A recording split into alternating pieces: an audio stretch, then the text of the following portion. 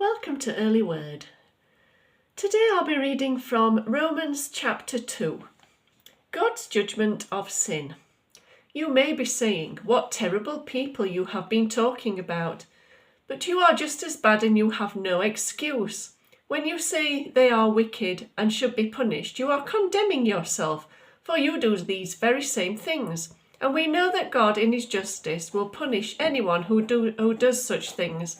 Do you think that God will judge and condemn others for doing them and not judge you when you do them too? Don't you realize how kind, tolerant and patient God is with you? Or don't you care? Can't you see how kind he has been in giving you time to turn from your sin? But no, you won't listen, so you are storing up terrible punishment for yourself because of your stubbornness in refusing to turn from your sin. For there is going to come a day of judgment when God, the just judge of the world, will judge all people according to what they have done. He will give eternal life to those who persist in doing what is good, seeking after the glory and honour and immortality that God offers, but he will pour out his anger and wrath on those who live for themselves, who refuse to obey the truth and practice evil deeds. There will be trouble and calamity for everyone who keeps on sinning, for the Jew first and also for the Gentile. But there will be glory and honour and peace from God for all who do good, for the Jew first and also for the Gentile, for God does not show favouritism. God will punish the Gentiles when they sin, even though they never had God's written law, and he will punish the Jews when they sin, for they do have the law.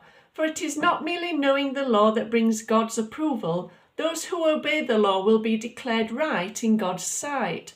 Even when Gentiles do not have God's written law, instinctively follow what the law says. They show that in their hearts they know right from wrong. They demonstrate that God's law is written within them for their own consciences, either accuse them or tell them they are doing what is right. The day will surely come when God, by Jesus Christ, will judge everyone's secret life. This is my message. The Jews and the law.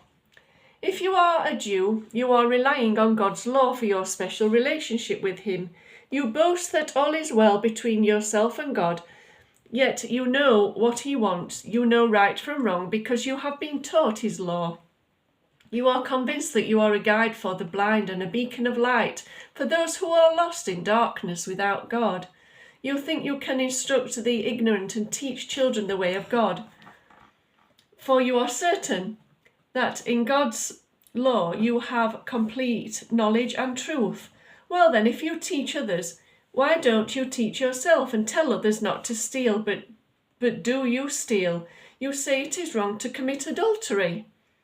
But do you do it? You condemn idolatry, but do you steal from pagan temples? You are so proud of knowing the law, but you dishonour God by breaking it. No wonder the scriptures say, the world blasphemes the name of God because of you. The Jewish ceremony of circumcision is worth something only if you obey God's law, but if you don't obey God's law, you are no better off than an uncircumcised Gentile. And if the Gentiles obey God's law, won't God give them all the rights and honours of being his own people? In fact, uncircumcised Gentiles who keep God's law will be much better off than you Jews who are circumcised and know so much about God's law but don't obey it. For sure, you are not a true Jew because you were born of Jewish parents or because you have gone through the Jewish ceremony of circumcision. No, a true Jew is one whose heart is right with God, and true circumcision is not cutting off the body but a change of heart produced by God's Spirit. Whoever has that kind of change seeks praise from God, not from people. Tune in next time for chapter 3.